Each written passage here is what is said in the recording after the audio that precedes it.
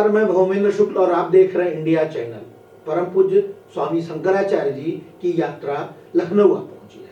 उनकी यात्रा को तुलसी दिया समाजवादी पार्टी के राष्ट्रीय अध्यक्ष अखिलेश यादव ने। अखिलेश यादव उनसे मिलने पहुंच गए और उनके मिलने के बाद राजनीति गरमाने लगी। आपको पता होगा कि अवमुक्तेश्वरानंद जी प्रयागराज गए थे। प्रयागराज में उनका प्रशासन से टकराव हो गया था और उसी टकराव के चलते बिना स्नान किए स्वामी जी वापस चले गए थे। तभी से लोगों ने इस मुद्दे को प्रशासन की बजाय योगी आदित्यनाथ से जोड़ना शुरू कर दिया है।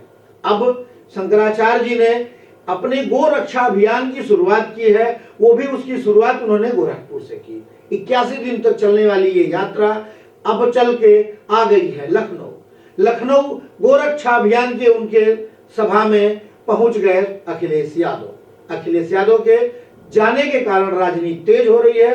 क्या होगा मामला, क्या है उनका अभियान, देखिए लखनऊ से अनिल कुमार सैनी की रिपोर्ट। पूजनीय शंकराचार्य जी से मैं आशीर्वाद लेने आया और कोई भी शुभ काम हो, कोई भी आगे बढ़ने का अगर काम शुरू होना हो तो अगर साधु संत लोगों का आशीर्वाद मिल जाए तो उससे अच्छा और क्या हो सकता है।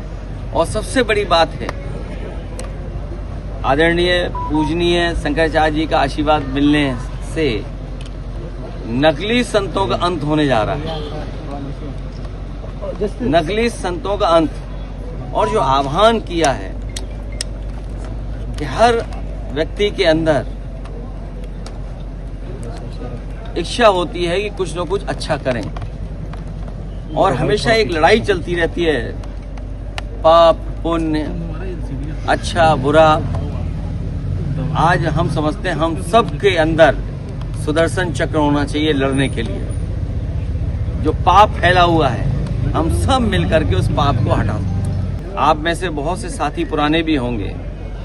समाजवादी सरकार थी तो उस समय गाय की सेवा को लेकर के हम लोगों ने कई फैसले लिए और जो कुछ कर सकते हैं गाय की सेवा के लिए हम लोग भविष्य में भी करेंगे। और उसी से जोड़ते हुए मैं आपको जानकारी देना चाहता हूं। हालांकि प्रेस में कई बार मैंने आपसे कहा कि लखनऊ का और यूपी का पहला काऊ मिल्क प्लांट अगर कहीं लगा था तो वो कन्नौज में लगा था कि दूध से बनने वाली चीजें केवल गाय के दूध की हों और वो भी कोशिश हो कि देसी गाय की हो।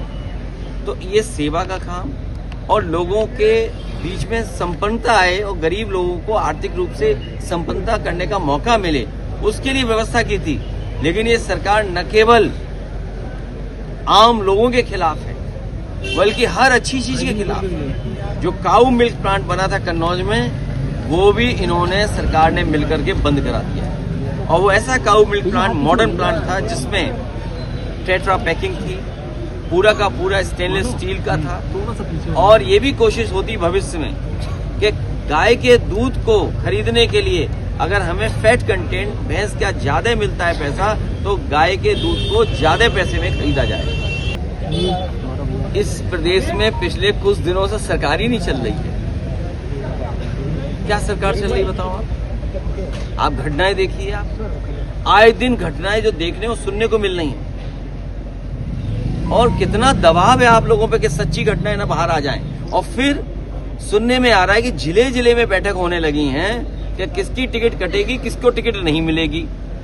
तो जिनका नाम आप ले रहे हो, मुझे लगता है जो बैठक हुई है SSS करके कोई बैठक हो रही है, SSS करके कोई जो बैठक हो रही है उसमें सुनने में आया है कि इन दोनों डिप्टी सीएम को डपट के बाहर निकालिए। और हो सकता है कि जनता के बीच में ये जाए तो जीते ही ना। जिस बैठक आप जिक्र कर रहे हैं उन बैठकों में डीएम और एसपी भी शामिल होंगे आने वाले दिनों में और भारतीय जनता पार्टी के जिलाध्यक्ष वो भी शामिल होंगे। तो ये डेमोक्रेसी का सत्यानाश करने वाले लोग हैं, डेमोक्रेसी को समाप्त करने वाले लोग हैं। ये जिलाधिकारी महोदय सोचें कि उनके ऊपर भारतीय जनता पार्टी का जिलाध्यक्ष बैठेगा तो इसका मतलब ये हुआ कि डिस्ट्रिक्ट मजिस्ट्रेट को अपनी नेम प्लेट हटानी पड़ेगी और SSS करके प्रभारी अपने आप को बैठाना पड़ेगा। लेकिन उससे बड़ी बात यह है कि जो बैठकें हो रही हैं, ये सूचना मिली है कि बड़े पैमाने पर टिकट कटने जा रही है तो वो बात तो आप लोग निकालो, थोड़ी मदद करो हमारी भी उसमें, कि वो सूचनाएं जरा बाहर निकालो कि टिकट किसी से कटने जा रही है।